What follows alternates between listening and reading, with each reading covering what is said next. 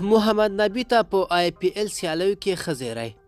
د افغانستان او د نړۍ نامتو الراونډر محمد نبي ساحل چې د هند په غوره لیګ IPL سیالیو کې سږ هم د سنرایز حیدرآباد لوبډلې برخه دی.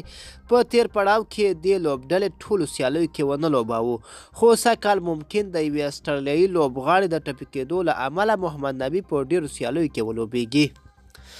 د سنرایز حیدرآباد لوبډلې اسټرالیوي الراونډر میچل مارش چې په لوبډله کې د محمد نبي ځای نیولی دی، د بنګلور په وړاندې په تیره سیالۍ کې سخت ټپي شوی دی. ښایي د خپلو ټپونو له کبله د حیدرآباد لپاره په راتلونکو نورو لوبو کې ګډون ونه کړي.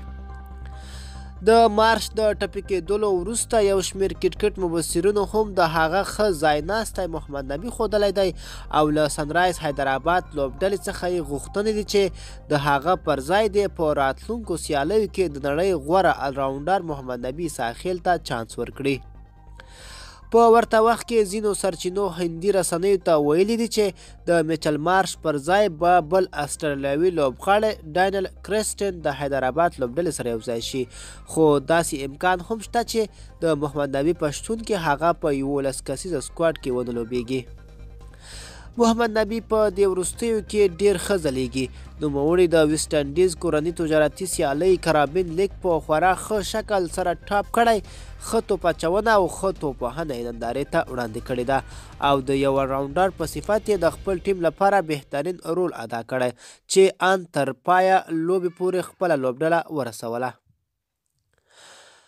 په کارابین لیګ کې د محمد نبي د ښه ځلیدل او پر مهال د هندي لوبډلې پخوانی لوبغاړی ګاتم ګمبیر هم ویلي و که چیرې محمد نبي ته په سږنیو IPL لوبو کې چانس ورکړل شي نو مثبت به تمام شي. ګمبیر هغه مهال ویلي و که چیرته محمد نبي د حیدرآباد پرته له بلې لوبډلې سره وای نو د شل اوريزو فارمټ دغه مخکښ الراونډر به په ټولو 14 واړه سیالیو کې لوبېدلی وای او هم به یې د سیالیو په ګټلو کې ښه رول لوبولی و. د یادولو وړ ده چې د هند په تجارتي غوره لیګ IPL سیالیو کې سږ هم د تیر په څیر له افغانستانه 3 مخکښ لوبغاړي محمد نبي، راشد خان له سنرایز حیدرآباد سره او مجیب الرحمن بیا د کینګز 11 پنجاب لوبډلې سره په ترکیب کې شتون لري.